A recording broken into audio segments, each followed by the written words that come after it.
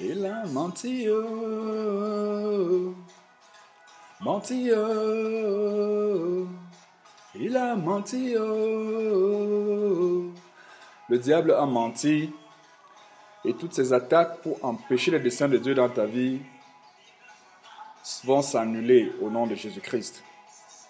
C'est un réel plaisir, bien-aimé, de revenir vers toi aujourd'hui avec la suite de notre vidéo sur le réveil spirituel, le réveil durable. Et aujourd'hui, nous allons achever notre longue série sur le réveil spirituel que nous avons commencé en nous appuyant sur le texte de Esdras 1, versets 1 à 5.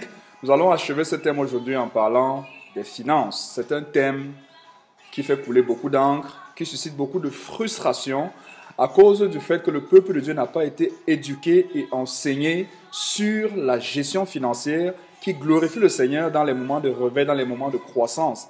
Et même pour une église qui traverse des difficultés financières, pour un chrétien qui traverse des difficultés financières, il est possible en appliquant les principes bibliques de la gestion financière, de l'éducation financière biblique, de vivre une vie financière qui glorifie le Seigneur, même si cela prendra du temps.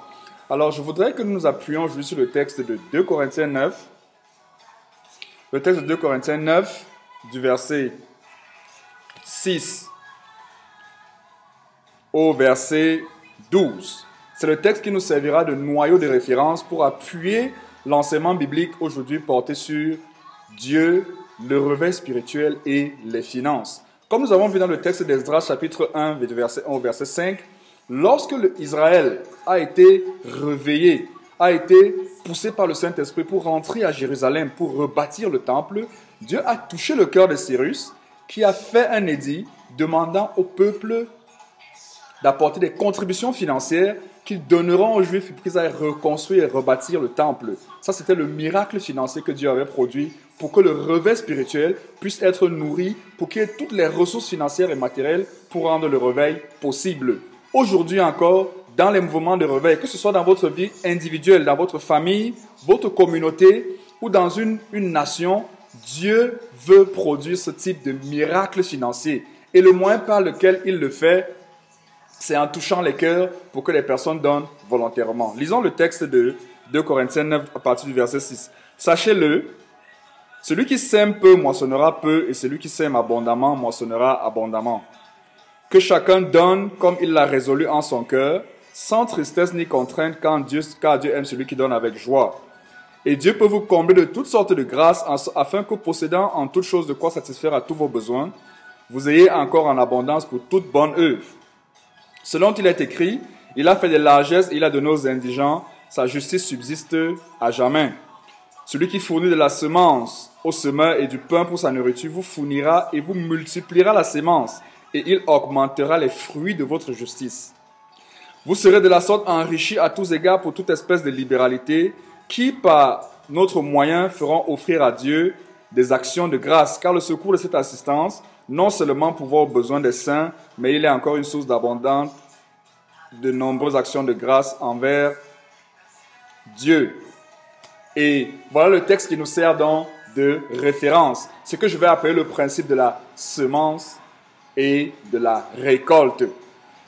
La gestion financière qui glorifie Dieu pendant un moment de réveil, ou alors pour préparer un temps de réveil, ou alors pour accompagner un réveil et le rendre durable, j'appelle cela le principe de la semence et de la récolte. Ce principe s'appuie sur 12 piliers que vous pourrez lire en détail de manière spécifique dans l'article PDF rattaché à cet article. Ces 12 principes vous expliquent et vous démontrent comment Dieu a dans sa sagesse donné aux hommes, aux enfants de Dieu, la capacité d'amener leurs finances au niveau le plus élevé qu'il soit. Cela prend le temps de Dieu, mais cela produit toujours le fruit. Le premier principe, le premier pilier de ce principe de la semence de la récolte, c'est que Dieu donne la semence.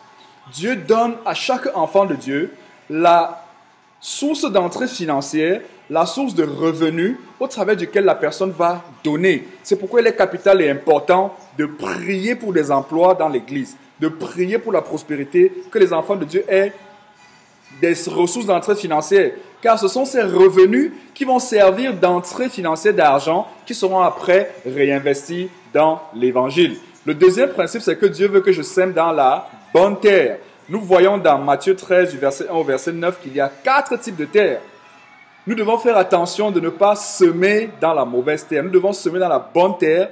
La bonne terre, il y a la bonne terre, il y a la terre rocailleuse, il y a la terre épineuse, il y a le mauvais sol, celui qui est sur le chemin. Dieu veut que nous sémions dans la bonne terre. Le troisième principe, c'est que la bonne terre porte du fruit. Frère, mettons notre argent là où cet argent portera du fruit. Dieu, dans 2 Corinthiens 9, versets 6 à 12, montre même que l'un des fruits de cet investissement, ce sont les actions de grâce, c'est de la louange. Lorsque nous semons dans l'évangile, nous portons du fruit 30, 60, 100. Cela se manifestera de plusieurs façons, mais ce sera du fruit que nous allons porter en abondance. Le quatrième principe, c'est que la bonne terre, c'est celle qui fait avancer l'évangile. Nous lisons bien dans ce texte que l'assistance est destinée aux saints, aux apôtres, à ceux qui étaient sur le terrain, investis et engagés à faire avancer l'évangile. La bonne terre, c'est celle qui est engagée, déterminée à annoncer Jésus, à faire des disciples, à faire accroître le nombre. La bonne terre, c'est celle qui fait avancer le royaume de Dieu. La bonne terre, ce n'est pas l'argent qui va dans les poches du pasteur pour acheter des jets privés et des voitures. La bonne terre, c'est celle qui s'intéresse à voir les âmes sauvées, ajoutées dans l'église, bâties, délivrées du péché, du monde, des attaques du diable et grandies dans la vie chrétienne. Là, c'est la bonne terre. C'est là que nous devons mettre nos finances. En plus, le cinquième point dit, plus je sème, plus je récolte. Le texte dit bien, celui qui sème peu récoltera peu, et celui qui sème abondamment moissonnera abondamment. Un bon agriculteur sait très bien que plus il sème sur une bonne terre, plus il est certain qu'il va récolter en abondance. À nous d'avoir la sagesse pour savoir quelle quantité donner. Ensuite, Dieu laisse le choix de décider quelle quantité semer. Regardez ce qu'il dit bien. Dieu aime celui qui donne avec joie. Et il dit que Dieu bénit celui qui a résolu dans son cœur de donner avec joie. Ce qui veut dire que dans la nouvelle alliance, Dieu ne s'attend plus à ce que nous puissions réfléchir en termes de payer ou donner la dîme, ou alors en termes de le pourcentage que je dois donner. Dieu dit, donne de bon cœur et donne avec joie. Dieu te donne le choix, la liberté de décider de la quantité que tu vas semer, sachant que ça va influencer la quantité que tu vas récolter en termes de bénédiction et de grâce. Ensuite, Dieu donne le choix de décider ce qu'il faut faire de la récolte. Dieu te dit, lorsque tu as récolté, lorsque tu as reçu, rassure-toi de faire de la récolte ce que tu veux. En tant que personne qui veut impacter le royaume, qui veut porter du fruit, choisis toi-même la quantité que tu vas investir et la quantité que tu vas récolter. L'année de la semence est l'année de la récolte. Ça, c'est le 8e point. On lit dans Genèse 26, verset 12 à 14, que lorsque Isaac a semé, la même année, il a récolté. Bien-aimés, lorsque nous donnons pour la cause de l'évangile, lorsque nous investissons dans les bonnes œuvres, lorsque nous investissons pour faire avancer le royaume de Dieu, je peux vous dire une chose, Dieu fait un miracle. La même année, pendant que tu investis dans l'évangile, Dieu va se rassurer de te bénir. Tu vas récolter dans tes finances, dans tes relations, dans ton ministère, dans ta santé. Tu auras des gens dans ton entourage qui seront bénis et qui vont réduire même les charges financières qui reposaient sur toi et qui t'écroulaient. Le 10e point, le 9e point, c'est que Dieu révèle la bonne terre où semer. On peut prendre l'image, même si ce n'est pas celle de la semence, de Pierre à qui Jésus avait montré où est-ce qu'il allait jeter son filet. Frère, ne mets pas tes finances n'importe où, n'importe comment.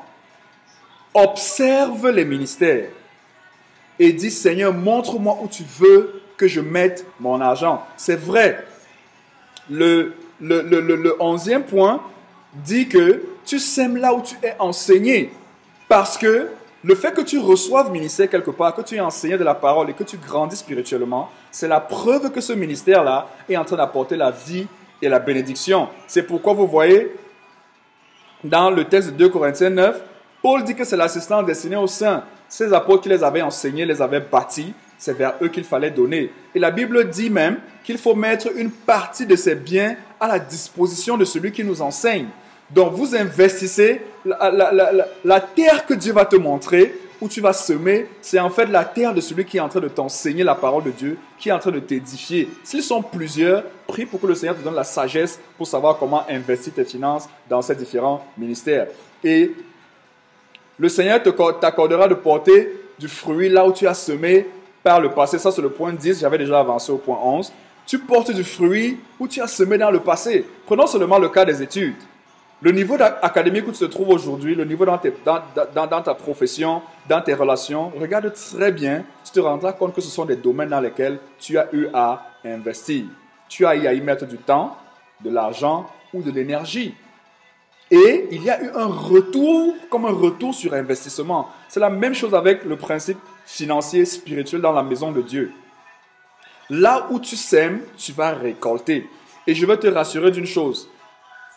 Il y a des domaines dans lesquels tu vas semer, investir, et cela prendra plus de temps. De la même chose qu'avec les arbres fruitiers, les semences, certains prennent plus long. C'est de la même chose avec l'investissement dans le royaume de Dieu. Si tu investis dans les relations, cela prendra plus de temps parce que ce sont les relations humaines. Mais en investissant financièrement, en investissant du temps, en investissant de l'amour, en investissant de la joie, le Seigneur est en train de remplir ta coupe pour te le rendre en abondance. Et enfin, je peux dire ceci, on récolte ce qu'on sème. C'est un principe merveilleux. Si tu veux que le Seigneur te bénisse financièrement, sème financièrement. Si tu veux que le Seigneur te bénisse matériellement, fais des dons matériels aux gens. Si tu veux grandir dans l'amour, si tu veux faire du progrès dans l'amour du Seigneur, manifeste l'amour vis-à-vis des autres. N'attends pas qu'on te témoigne de l'amour. Si tu veux qu'on te dise bonjour, commence par dire bonjour aux gens. Si tu veux avoir des amis, alors fais le premier pas pour t'intéresser aux autres, pour t'intéresser à leur vie et contribuer à leur bonheur. Fais le premier pas et le Seigneur va te faire récolter ce que tu as semé. Si tu veux connaître, si tu veux la connaissance de la parole de Dieu, la connaissance spirituelle, alors commence à partager la parole de Dieu aux gens. Partage le peu que tu as. Tu seras surpris du nombre de révélations que le Seigneur déversera en abondance dans ta vie. Je voudrais te rassurer, bien-aimé. Le principe de la semence et de la récolte que j'ai découvert en 2014 a révolutionné ma vie financière. Je n'en suis plus resté au niveau de la dîme, mais de donner par rapport aux besoins. Et même s'il arrive de donner au-delà de la dîme, je ne m'en rends même pas compte parce que le Seigneur a déjà béni abondamment en retour. Je voudrais que tu entres également dans cette dimension de bénédiction financière et que tu apprennes à prophétiser ton abondance financière et à prophétiser le succès que le Seigneur a pour toi dans le domaine financier. Et que tu sois un instrument entre les mains du Seigneur pour impacter le royaume de Dieu par tes contributions financières. Commence à donner quelque part. Commence avec le peu que tu as. Commence à donner et donne avec joie et donne fidèlement. Que le Seigneur te bénisse abondamment. Je voudrais que nous prions. Éternel Dieu des armées, merci pour ta parole de ce jour. Je prie au nom de Jésus que la sagesse du don, de la semence et de la récolte inonde nos cœurs et que la prospérité, l'abondance puisse être la bénédiction et le partage de chaque personne qui regarde cette vidéo au nom de Jésus. Comme la parole de Dieu déclare dans 2 Corinthiens 9 au verset 8, que Dieu te comble de toutes sortes de grâces, mon frère, et que possédant en toutes choses de quoi satisfaire à tes besoins, que non seulement tes besoins soient comblés, que ceux de ta famille soient comblés, mais que tu en aies suffisamment et en abondance, au point où tu vas faire du bien autour de toi, et que cela va déborder au nom du Seigneur Jésus-Christ. Et comme je dis, il y a une vidéo, amen, amen, il y a une vidéo PDF rattachée il y a un texte PDF rattaché à cette vidéo. Et au travers de ce texte, tu pourras lire en détail la totalité de ce partage. Et je t'encourage également à distribuer abondamment ce partage dans tes contacts, afin que d'autres soient bénis et encouragés par cette parole. Et avec cet enseignement, j'achève la série sur le réveil durable par les finances. Et j'espère vraiment que le Seigneur a produit des miracles. Tu peux regarder toute la série. C'est une série de 20 vidéos qui détaillent toute la pensée de Dieu sur le réveil spirituel tel que développé dans Esdras 1, du verset 1 au verset 5. Je t'encourage à prendre le temps et à laisser la parole de Dieu produire en toi une dimension de réveil que tu n'as jamais expérimentée. Et ensuite, commence à prier pour ta famille, prier pour ton assemblée, prier pour ta communauté et fais quelque chose pour que le réveil se produise. Tu verras Dieu opérer des prodiges et des miracles dans ta vie. Demeure abondamment béni. Shalom, Hervé Ngaté.